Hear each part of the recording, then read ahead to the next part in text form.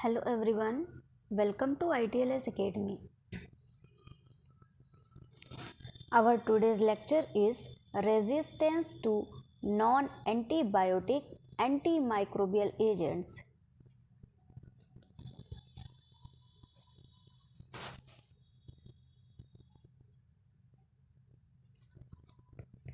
Let's start with introduction.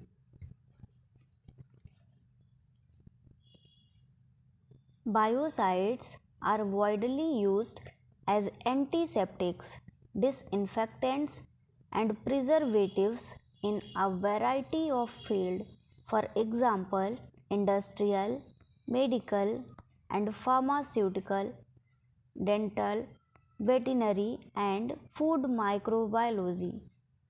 These are some fields mentioned here that are widely used that are widely used as antiseptic disinfectants.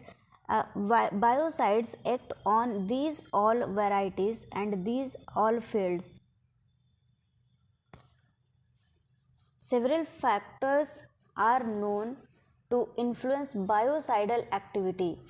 Biocidal activity affect these all fields, that is industrial, medical, pharmaceutical, etc. But there are several factors present which influence biocidal activity. These include the period of contact, biocide concentration, pH, temperature, the presence of organic matter, and the nature and condition of the microorganism being treated.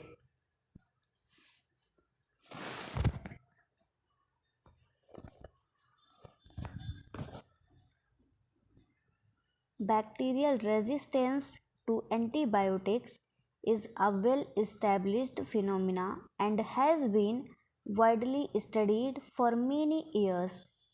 By contrast, the mechanism of insusceptibility to non antibiotic chemical agents are less well understood.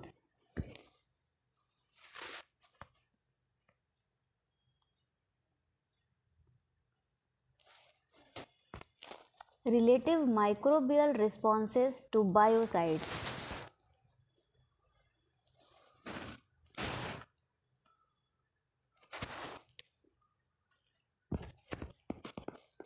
Different types of microbes show varying responses to biocides. Additionally, it must be noted that gram-positive bacteria such as Staphylococci and Streptococci are generally more sensitive to biocides than are gram-negative bacteria.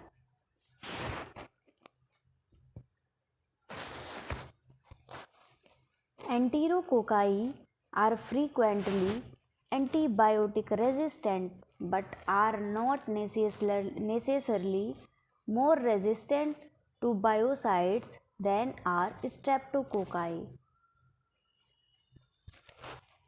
Methicillin resistant Staphylococcus aureus, that is MRSA strains, are rather more resistant to biocides, especially cationic ones, than are methicillin sensitive Staphylococcus aureus, that is MSSA strain.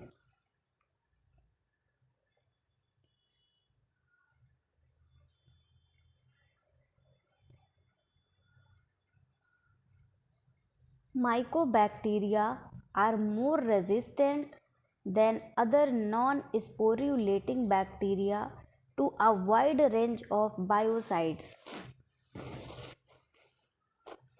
Examples of such organisms are Mycobacterium tuberculosis and Mycobacterium calleni of the bacteria. However, the most resistant of all to biocides are bacterial spores. Example, Bacillus subtilis and Bacillus cereus.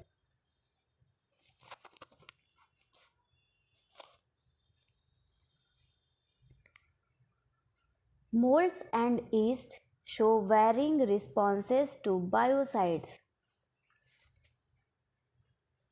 These organisms are often important in the pharmaceutical context because they may cause spoilage of formulated products. Various types of protozoa are potentially pathogenic, and inactivation by biocides may be problematic. We can say that viral responses to biocides depends upon the type and structure of the virus particle and on the nature of the biocides.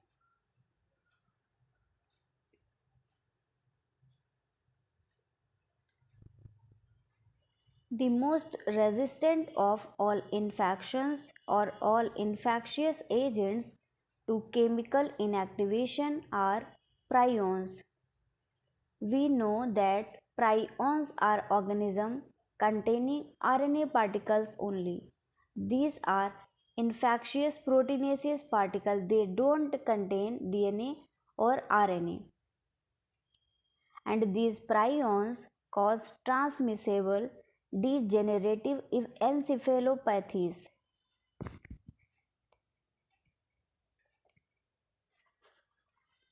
These different types of microorganisms are considered below whenever possible. The mechanism of resistance will be considered and the clinical or pharmaceutical relevance discussed.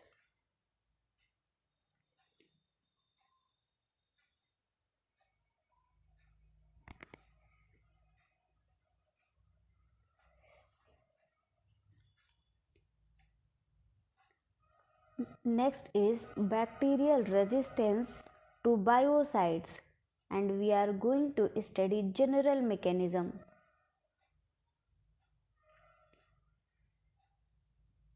Bacterial resistance to biocides is usually considered as being of two types.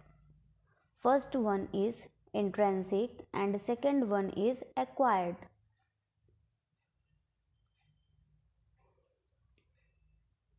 Intrinsic or innate or natural.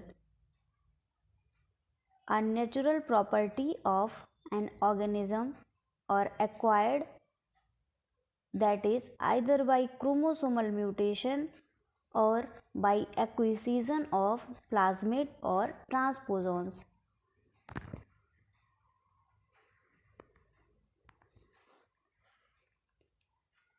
Intrinsic resistance to biocides is usually demonstrated by gram-negative bacteria, mycobacteria, and bacterial spores, whereas acquired resistance can result by mutation or more frequently by the acquisition of genetic elements, for example, plasmid or transposon mediated resistance to mercury compounds.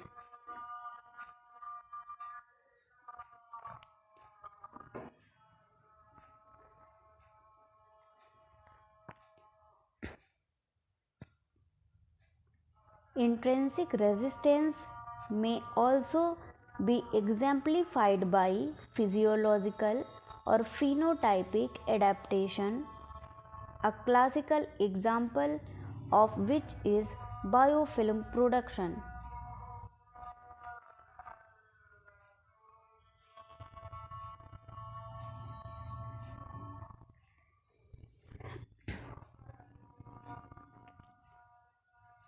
Next is our intrinsic bacterial resistance. We will study intrinsic and acquired bacterial resistances in detail. So first of all, we will discuss intrinsic bacterial resistance.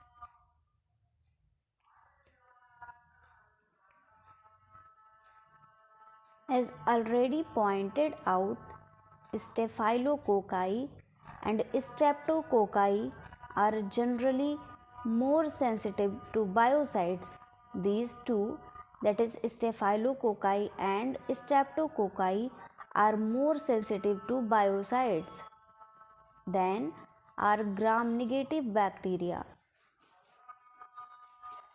A major reason for this variation in response is associated with the clinical composition and structure of the outer cell layers, such that there is a restricted uptake of a biocide. In consequence of this cellular impermeability, a reduced concentration of the antimicrobial compound is available at the target sites, so that the cell may escape severe injury. Another less frequently observed mechanism is the presence of constitutive biocide degrading enzyme.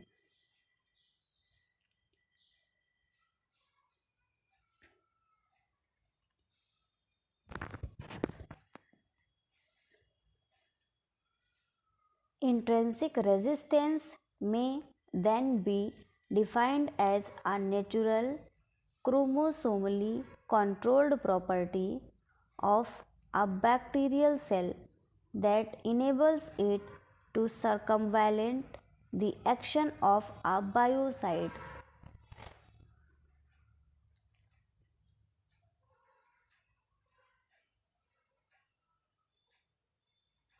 Next is gram positive cocci.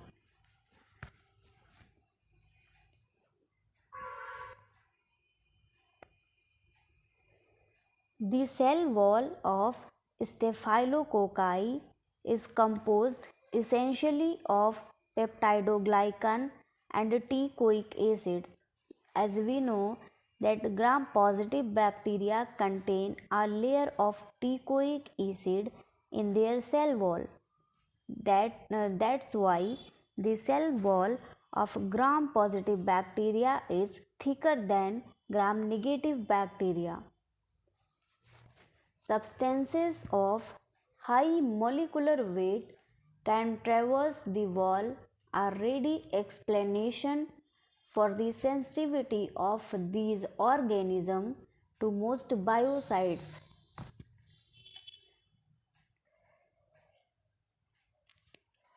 However, the plasticity of the bacterial cell envelope is well known, and the growth rate and any growth limiting nutrient will affect the physiological state of the cells.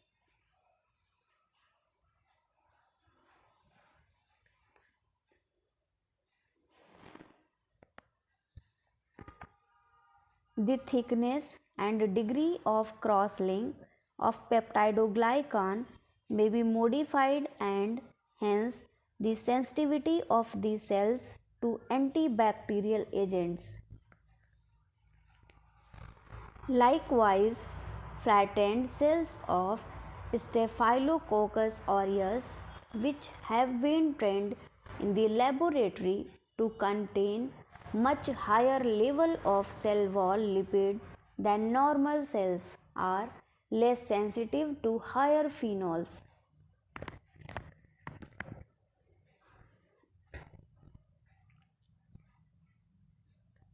Normally, Staphylococci contain little or no cell wall lipid, and consequently the lipid enriched cells represent physiologically adapted cells which present an intrinsic resistance to certain biocidal agents.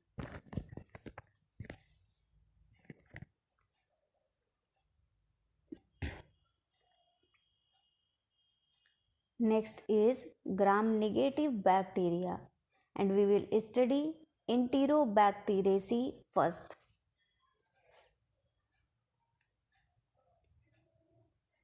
A great deal of our current understanding of the structure and function of the outer membrane of gram-negative bacteria has come from studies with Escherichia coli and Salmonella typhimurium.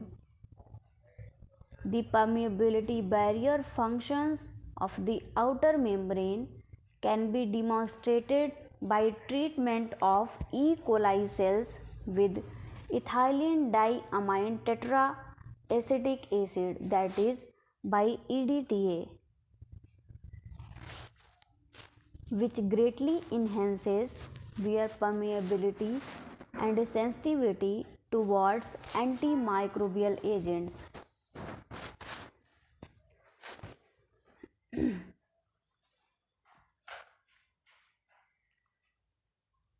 By binding metal ions such as magnesium, which is essential for the stability of the outer membrane, EDTA releases 30 to 50% of the lipopolysaccharide from the outer membrane together with some phospholipid and proteins.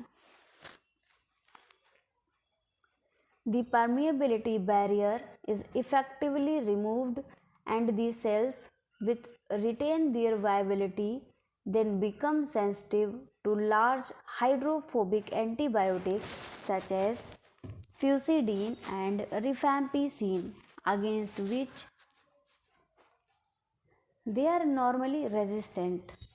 More complete removal of the outer membrane and peptidoglycan with EDTA and lysozyme, that is a neuraminidase enzyme which degrades peptidoglycan, produces spheroplast in gram-negative bacteria.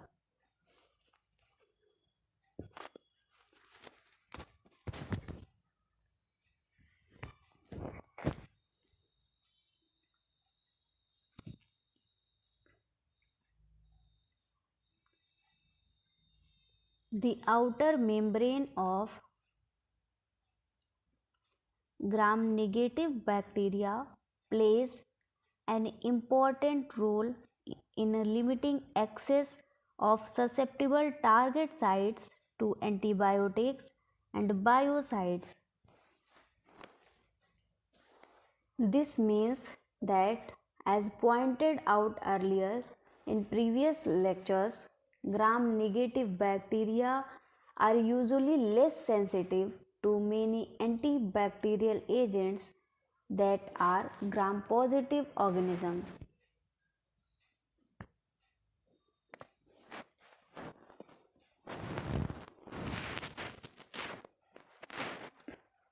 This is particularly marked with inhibitors such as hexachlorophene, diamidines, QXs, tricolsan, and some lipophilic acids.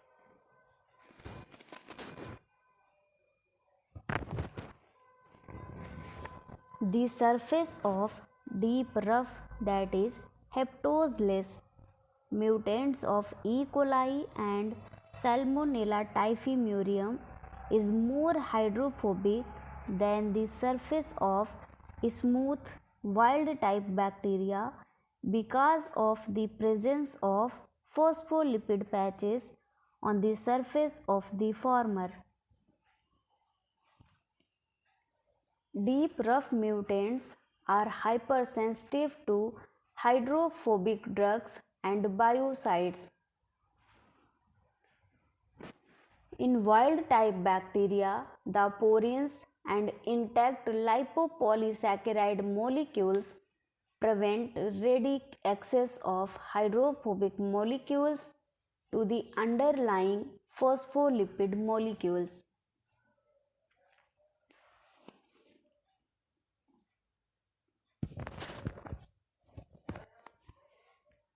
The hydrated nature of amino acid residue lining the porin channels present an energetically unfavorable barrier to the passage of hydrophobic molecules.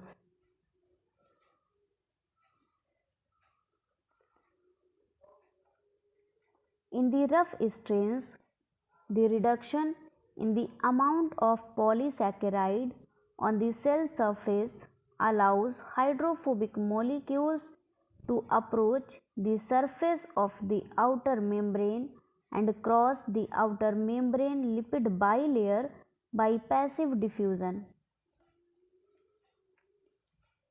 This process is greatly facilitated in the deep, rough, and heptose-less strains, which have phospholipid molecules on the outer face of their outer membrane as well as on the inner face. The exposed areas of phospholipids favor the absorption and penetration of the hydrophobic agents.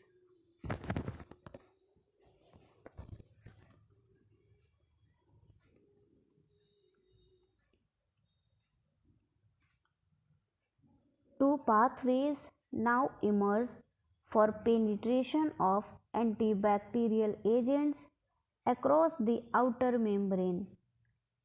First pathway is hydrophilic and second one is hydrophobic. In hydrophilic, which is porine mediated, while the hydrophobic involving diffusion.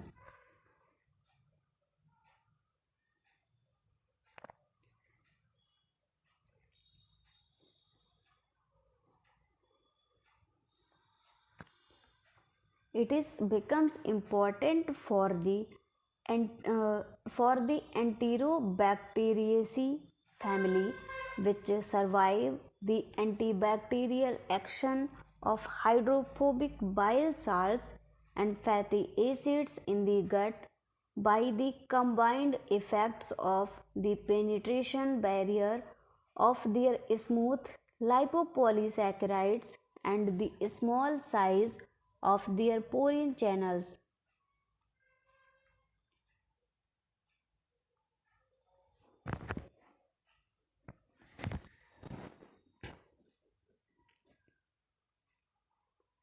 Cationic biocides, which have strong surface active properties and which attack the inner or cytoplasmic membrane, for example, chlorhexidine and QACs, also damage the outer membrane and thus are believed to mediate their own uptake into the cells.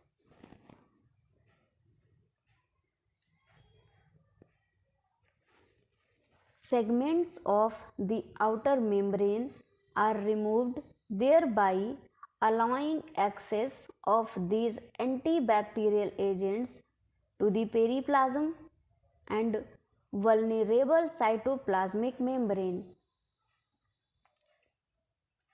Their effect can be seen quite dramatically under the electron microscope.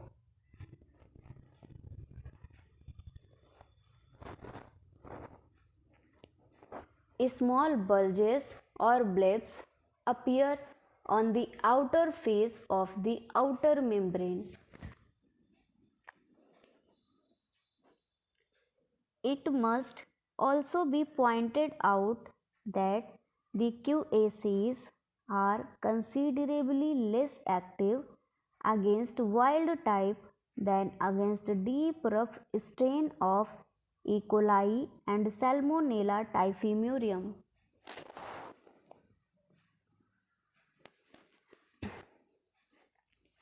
It is clear then that the outer membrane must act as permeability barrier against these compounds. Studies with porine deficient mutants of many gram-negative species have confirmed that detergents do not use the porine channels to gain access to the cytoplasmic membrane.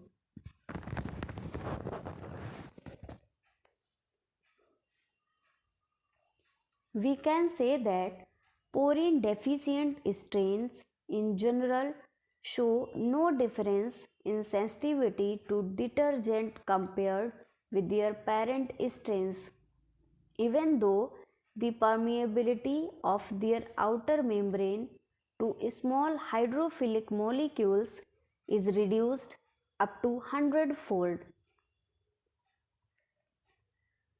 Other mutations affecting the stability of the outer membrane, such as loss of the lipoprotein which anchors it to the peptidoglycan, are associated with extreme sensitivity to membrane active agents.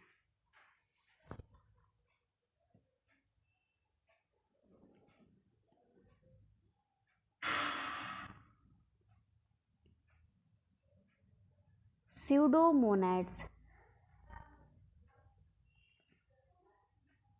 Pseudomonas aeruginosa is notorious for its ability to survive in the environment, particularly in moist conditions. It is a dangerous contaminant of medicines, surgical equipments, clothing, and dressings, where with the ability to cause serious infections in immunocompromised patients.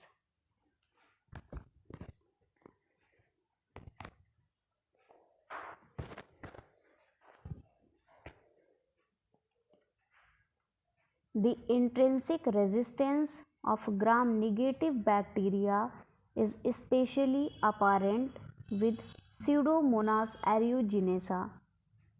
Many disinfectants and preservatives possess insufficient activity against it to be in use.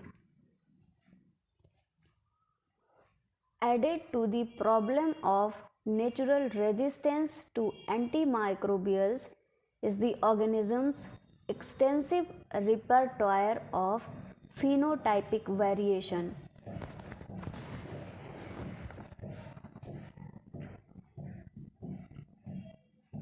The basis of the greater resistance to Pseudomonas aeruginosa compared with other gram-negative bacteria is not or at all clear.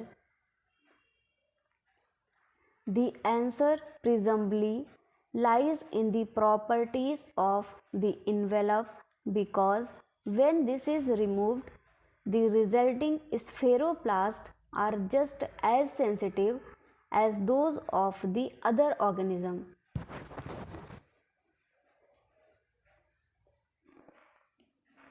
The outer membrane is not significantly different from that of the organism in terms of overall composition. The same components, that is, lipopolysaccharide, proteins, phospholipids, peptidoglycan, are present.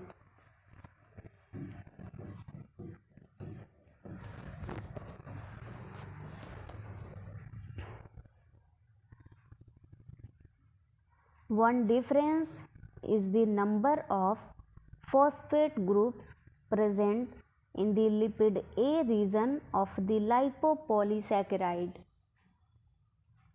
This is significantly higher in Pseudomonas aeruginosa than in members of the Enterobacteriaceae, and might account for the unusual sensitivity of the organism to EDTA. The high phosphate content means that the outer membrane is unusually dependent upon divalent metal ions for stability. Their removal by EDTA therefore has a dramatic effect upon cell integrity.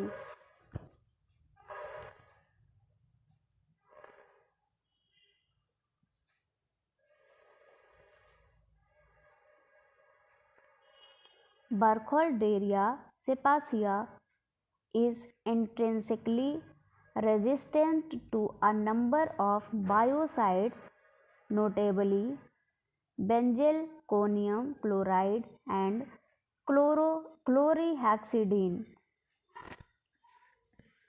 This organism contains less muramic acid than other pseudomonads, but it is unclear as to whether this could be a contributory factor in its enhanced biocide susceptibility.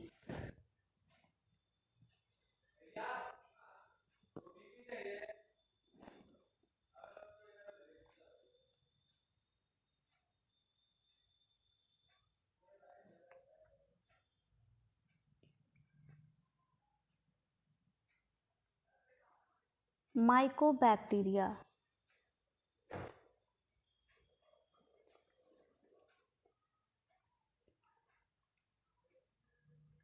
Mycobacteria consist of a fairly diverse group of acid-fast bacteria. The best known members are Mycobacterium tuberculosis and Mycobacterium leprae. That is, that one is caused TB and the second one caused leprosy. And Mycobacteria are acid-fast bacteria. That is Mycobacterium tuberculosis and Mycobacterium leprae, the causative agents of tuberculosis and leprosy respectively. Other mycobacteria can also cause serious infections.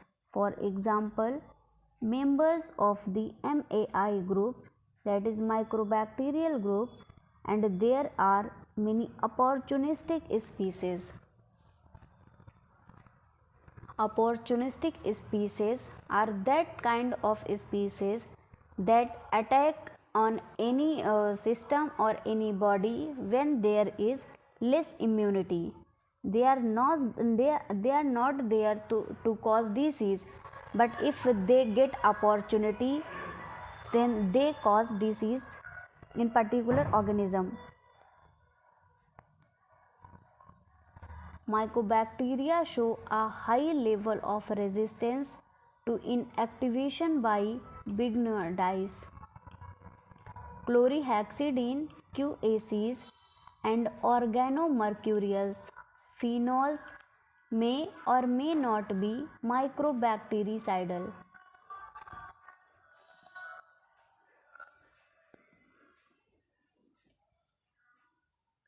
The mycobacterial cell wall is highly hydrophobic in nature, that is, it cannot cross the plasma by the lipid bilayer, that is, it is hydrophobic, so it is not possible to cross them lipid bilayer.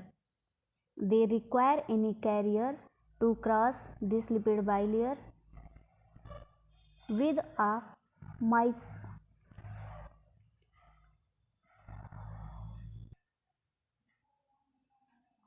Cell wall is highly hydrophobic with a mycoyl arabinogalactan peptidoglycan skeleton composed of two covalently linked polymers and arabinogalactan mycolate, that is mycolic acid, D-arabinose and D-galactose, and a peptidoglycan.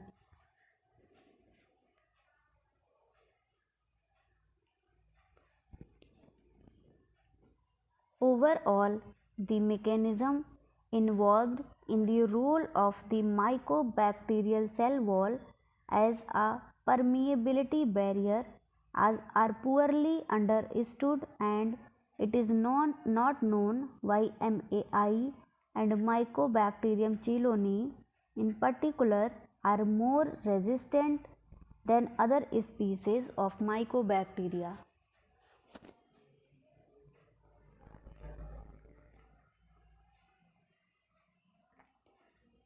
The mycolic acids have an important role to play in reducing cell wall permeability to hydrophilic molecule.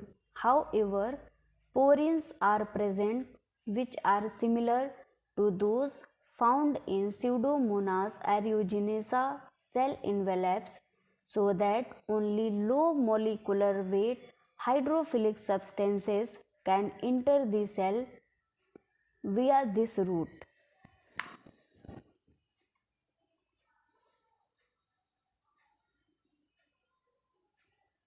So thank you very much guys for watching this session.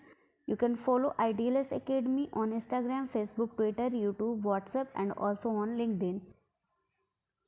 Thank you very much for watching this session.